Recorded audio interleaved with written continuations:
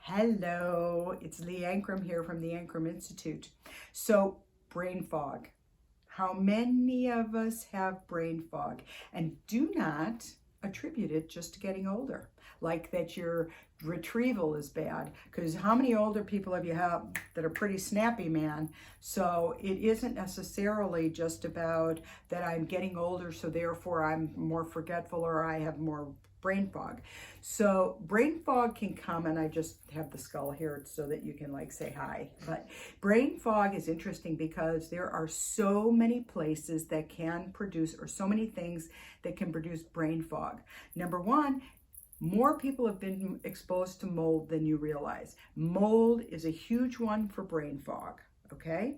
You can also have things like, besides mold, candida.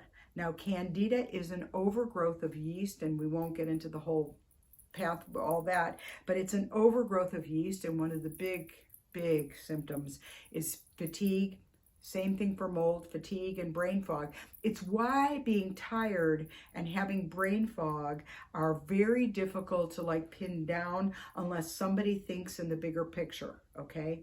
You can have brain fog from chronic fatigue, Lyme's disease. Do you hear how it's more systemic, metabolic that comes in on the brain fog, fatigue? I added fatigue in there, you know, fatigue issues. So I want you guys to know this, is that when you're starting to have, you can have, one of the things that happens is this, is that also because your brain is made up of like 75% cholesterol, okay? So your brain is a fatty organ. Isn't that funny?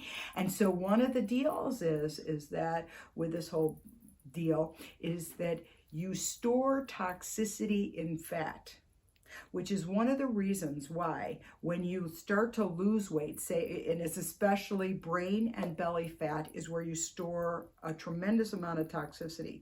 And it's why when you start to lose weight, it gets released and you can feel like you get more either feeling sick, or you could feel where your symptoms of brain fog and stuff like that increase and stuff.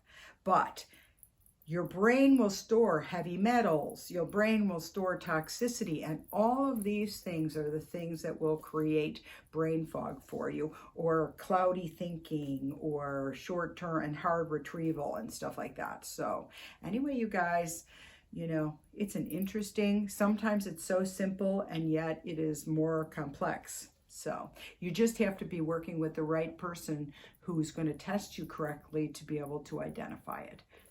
Have a great one.